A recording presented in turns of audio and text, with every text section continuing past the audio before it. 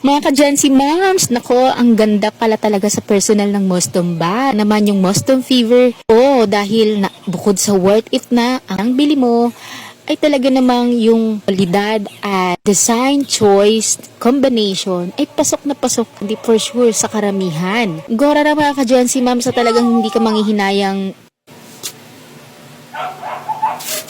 mapagastos dito. So anyway, meron silang pa-thank you card at ito nga yung gustong-gusto ka, satisfying sa pagtanggal ng mga paper o plastic sa bag na ito. At talaga naman mga ka-Gen Z moms, na in love ako at ako to, yung pasok na pasok sa taste ko yung design at liit dahil sa maliit akong babae ay gusto ko yung ganito taktuhan lang na bag at talaga namang tingnan mo naman yung zipper niya is smooth lang.